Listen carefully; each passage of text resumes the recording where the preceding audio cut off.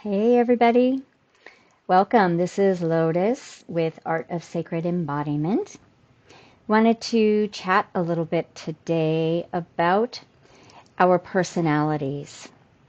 And when we're talking about embodiment, we're always embodying something, right? We're always embodying parts of who we are. And we could think in terms that our physical body, in part, is a vessel and a vehicle to carry around our soul, which then has different personality expressions. And it allows it to move out into the world and take action, right? That is what this 3D plane allows us. So I wanted to talk about that relationship, the right aligned relationship with ourselves that allows us to come into right aligned relationship with others. And also a little bit about what we could call our blueprint, right? So we all have a mapping system or a blueprint that has coded within it, we could say, our karma, but parts of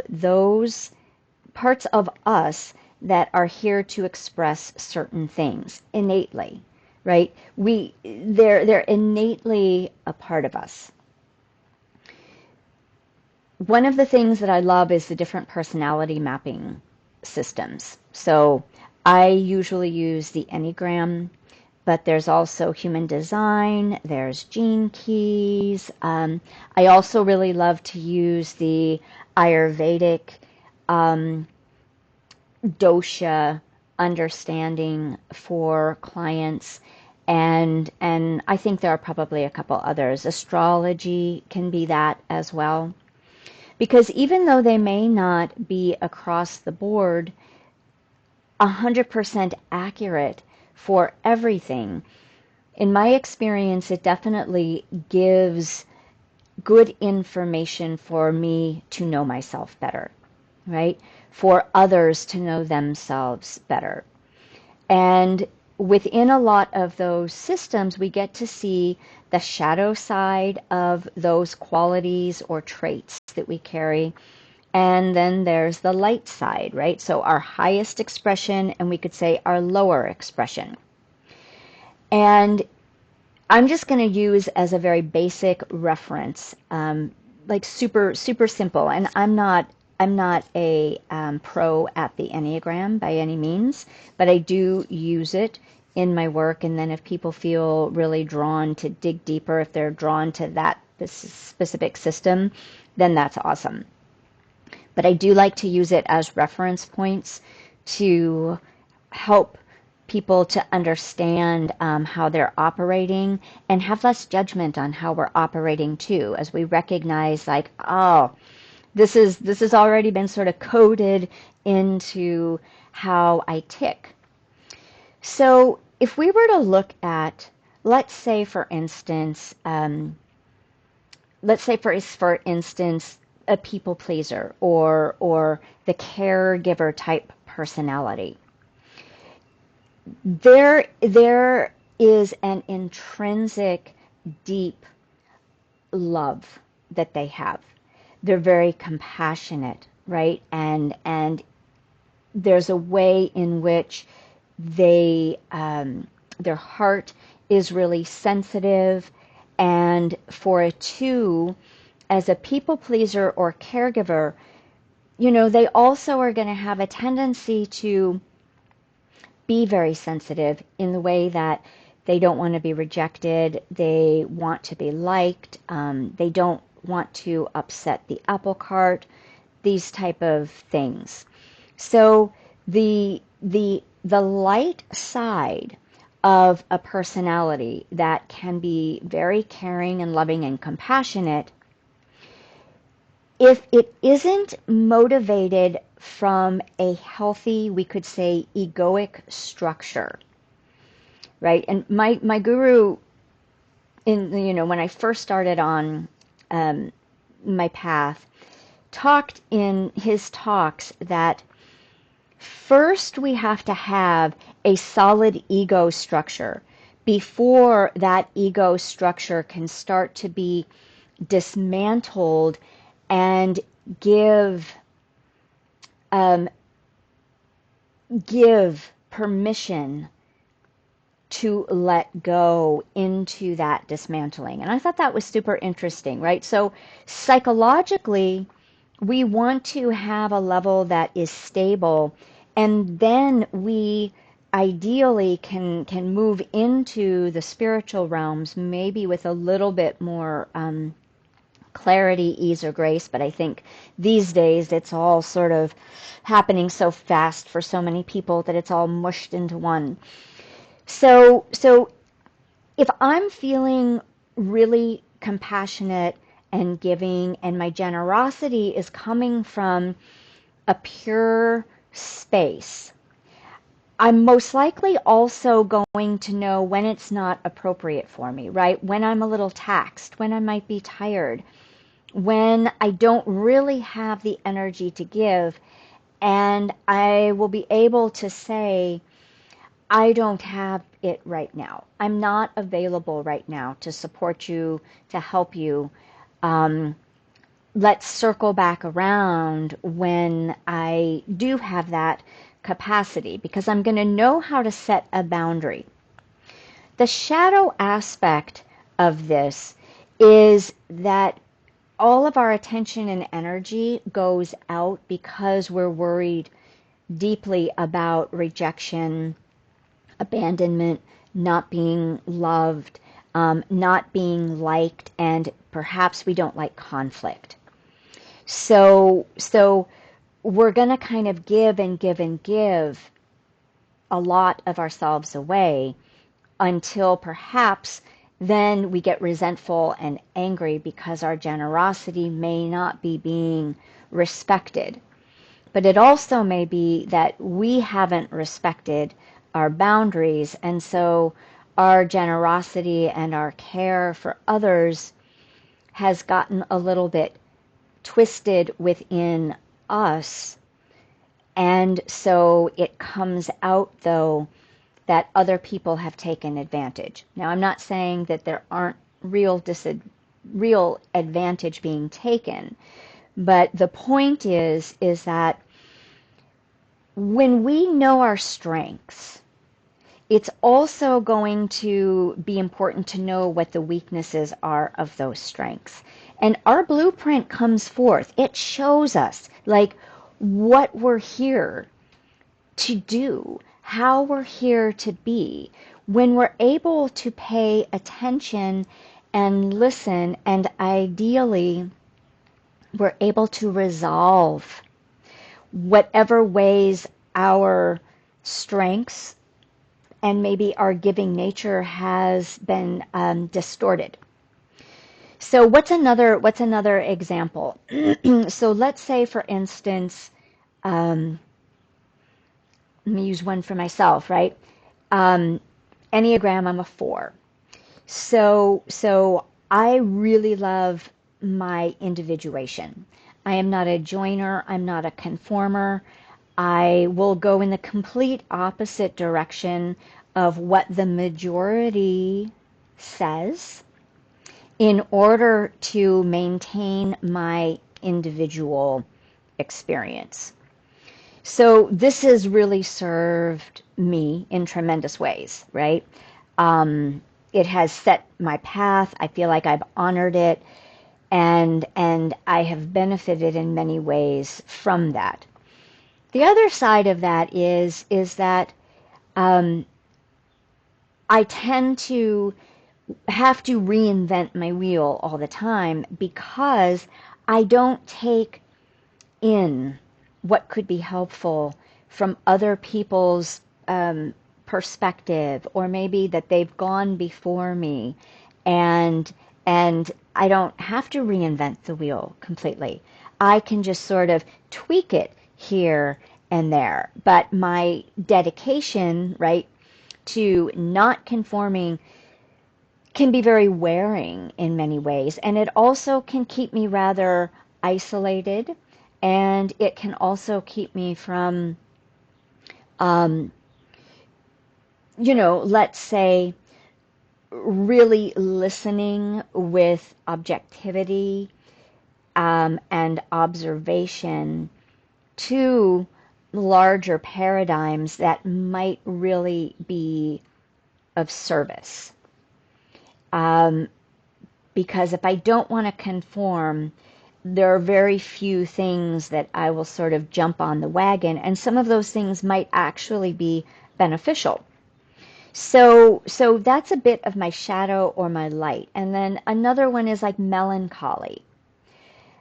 I can, in the past, historically, get very attached to melancholy. But that melancholy also would keep me feeling in an unresolved place of sadness, of living in the past, of mourning, and not really able to live my life joyfully and in the present. So when I started learning and understanding more about myself, it was like, oh, okay, these have been written, so to speak, in me. And I have a choice in being in them in right relationship or in a distorted relationship. And once I started really examining that, I had more choice and I found myself able to expand into more of my own fullness. So let's use another one. So um, there are those personalities who are super vibrant and positive and encouraging and really, again, generous and loving, and they just light up the room, right? So that personality, we could say it's a 7 in the Enneagram. It also has a hard time accessing its own pain or suffering because it wants to put a positive slant on everything all the time. So its healing process from things that actually have been wounding or traumatic can take a little bit of work, right? And it can take maybe a little longer to sort of peel back all of the ways that there's a dedication to feeling good, which, of course, in its right alignment and right relationship, feeling good is what we all aspire to. And feeling good could be in the moment, so we use things that, are false to give us a feel-good fix without actually learning how to feel good in our wholeness with longevity, so to speak. So that radiance and that light is beneficial, but not to the degree that deeper understanding, deeper innate wisdom, deeper resolution can be a cost that can be, pretty high if that positivity is not able to feel perhaps their pain and suffering that has taken place so that it can get out, right? So that they don't have to work hard at it. The other thing that that I have found with 7s, and I don't have a strong 7, but I definitely have this tendency, right? Because we have all these qualities in different ratios. These are just prominent ones. Is that if I don't like to experience my own pain and suffering, and if I can't really do it, then I'm going to be very uncomfortable if other people are experiencing pain and suffering. And so there can be a tendency to want to gloss over and put that positive spin or jump to a solution. Let's get solution oriented so we can make things feel better. Because not only do we not want others to feel bad, but also I don't want to feel bad. So it's a way of protecting myself from feeling something that I don't want to feel. And I don't want to maybe be in relationship with somebody else who is suffering and feeling kind of downtrodden if I'm really attached to feeling good. Um, I actually had somebody years ago, a good friend of mine, who came over and he was just having a hard time. And this is also sort of a masculine bent way, a yang way of operating, to be, more solution oriented. And an 8 can kind of be in this mode too, right? They're a little bit of a challenger. They want to challenge and dig a little bit to get more clarity and get things to the point. But he was just, he was not feeling well. He was emotionally going through some things, and I listened, but then I went right into solution mode also because it's part of what, I do. And he just looked at me and he said, I I don't want solutions. I don't need you to fix this. I don't want to fix this right now. Is all I need you to do is sit and listen to me and just be present with what it is that I'm feeling, thinking, going through. And that was a really, really good and important little lesson for me. And it definitely, it invited me to come into right relationship with myself, with what that underlying motivation to hurry up and get to a solution was. And that then allowed me to come into right relationship with him, to be able just to hold that space and not need it to be anything different than it was. So I'm hoping that some of you are hearing a resonance for yourself, and to start to get an idea of where are you in your right relationship or, shadow relationship, either with yourself or with others. What is another one? An 8, right? And an 8 tends to be very much in the head, right? They're rational, they're logical, very much of that yang expression. They're pragmatic, logistics. They don't have a large emotional repertoire to pull from. They're kind of disconnected between the head and the heart. And that is the work of an 8, is to open a little bit more to their physicality, their embodied emotional experience, and learn how to merge these two, because oftentimes an 8 will have a little bit more of straight to the point, harsh, challenging what somebody is saying, always looking for something to be different. And that can be really hard for more emotional types, right? Like say a 2, or even a 4. And those relationships can come into a little bit of crisis because we don't know how to negotiate the way that we're showing up. And there's oftentimes that thought of, well, why can't you just be different? Why can't you do it this way, for instance? Why can't you be more like this or like that? But I would never do that, right? That type of thing.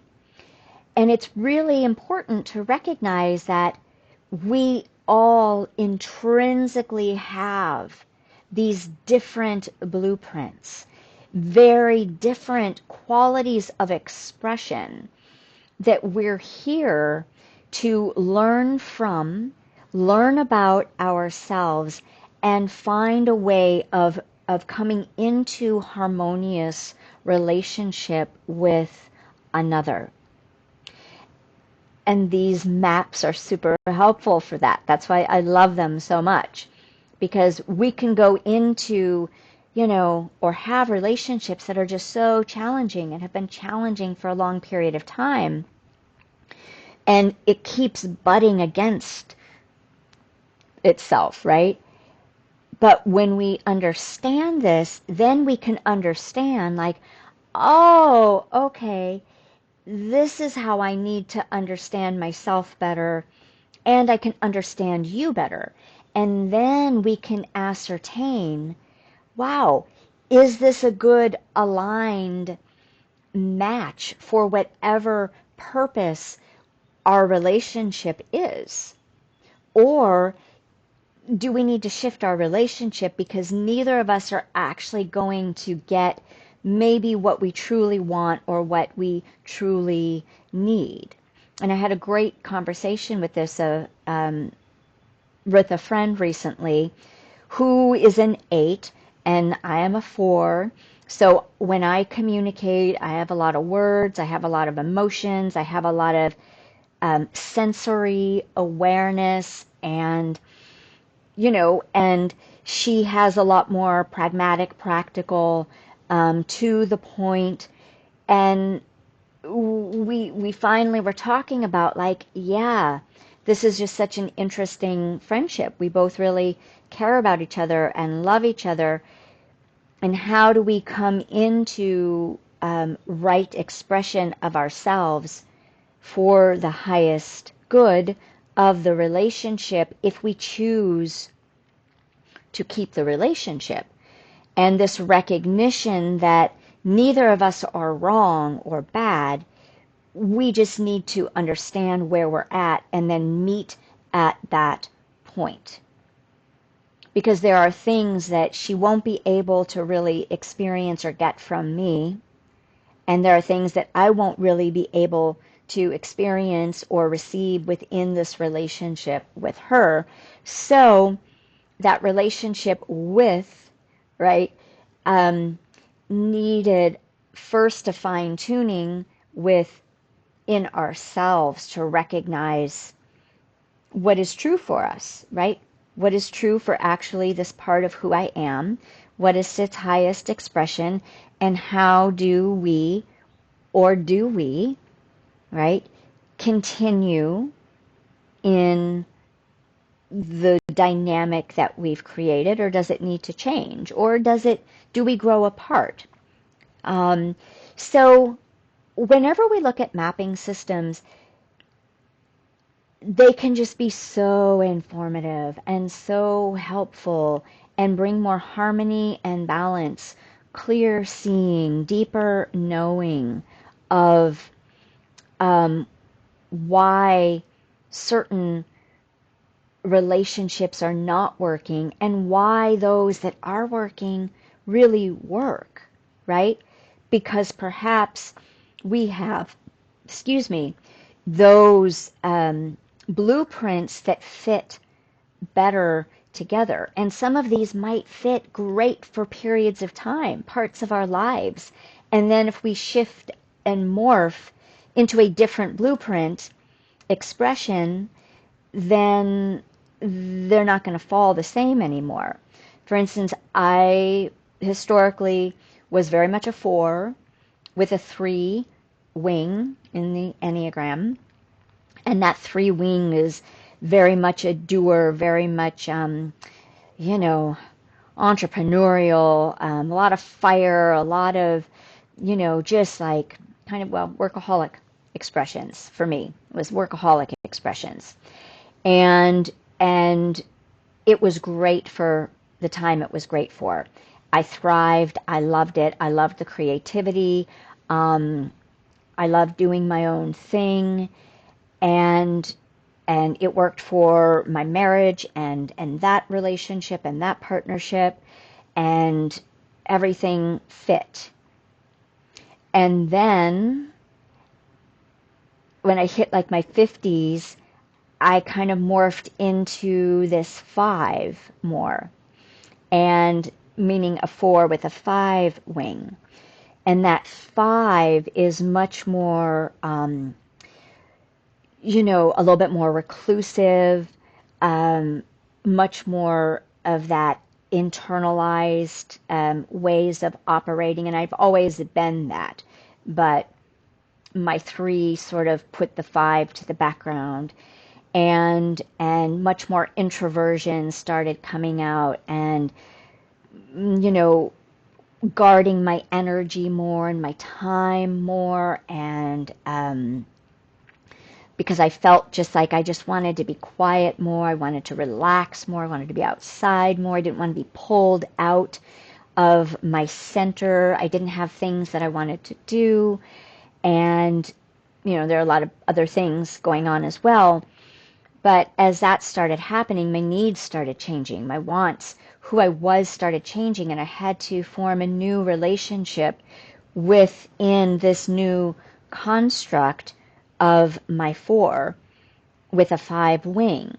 And I started recognizing the ways that I was getting more clinging, and a 5 can be a little bit miserly of their energy, and oftentimes it's because they're also highly sensitive, and so they get overwhelmed and overstimulated really easily, and so they do guard their energy, or they need a lot more time to rejuvenate and reboot.